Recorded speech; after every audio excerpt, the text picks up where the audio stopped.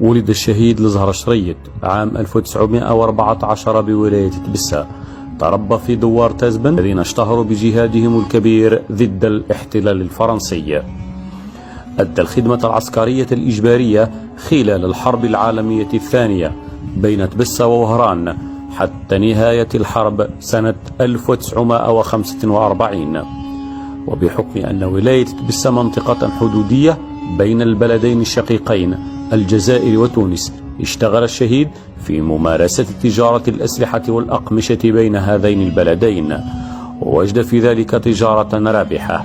وفي منتصف سنة 1948 ومع اشتعال الحرب الفلسطينية الإسرائيلية وفظاعة المجازر الصهيونية ضد الشعب الفلسطيني الأعزل، قرر الأزهر شريط تلبية نداء الجهاد في بلاد المقدس، فحمل زاده وترك وراءه زوجته حاملا واتجه نحو فلسطين مرورا بتونس الشقيقة، لكن مسعاه خاب في آخر الطريق، وبالضبط عند الحدود المصرية الفلسطينية، أين منعته حينها السلطات الاستعمارية البريطانية من دخوله أرض فلسطين.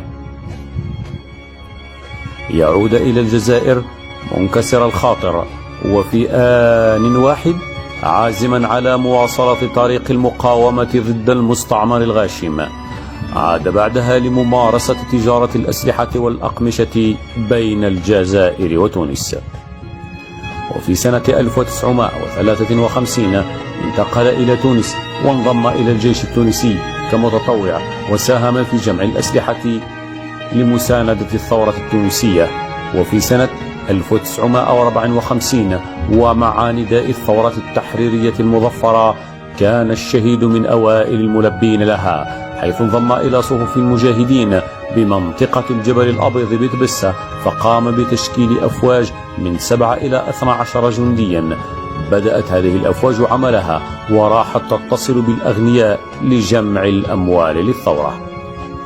عين مسؤولا على المنطقة الممتدة من الجبل الأبيض إلى الحدود التونسية، حيث قاد العديد من المعارك كمعركة وادي العلق، ثم معركة داموس الملح في الجبل الأبيض، ومعركة أرقو، وقد أصاب ببندقيته القائد الفرنسي بيجار. وكان شريط من معارضي قرارات مؤتمر الصومام، وقد كلفه ذلك حياته قبل صيف 1957 مع الشهيد عباس لغرور. فمن أهم المعارك التي شارك فيها وكان قائدا لها في معركة داموس الملح على الجبل الأبيض، وفي معركة أرجو الأولى في 19 من شهر مارس 1956، إذ أسفرت هذه الأخيرة عن مقتل 160 قتيل فرنسي و200 جريح، وسقوط 3 طائرات، وإحراق 3 سيارات في صفوف العدو، حيث تمكن الشهيد من جرح السفاح بيجار. أما من ناحية جيش التحرير الوطني فسقط 5 شهداء و3 جرحى فقط. يعتبر الشهيد لزهر شريط المهندس الحقيقي لأم المعارك، وأكبر معركة في تاريخ ثورتنا المجيدة معركة الجرف التاريخية سنة 1955، والتي ما زالت لحد اليوم تدرس بأكبر المعاهد والأكاديميات العسكرية العالمية.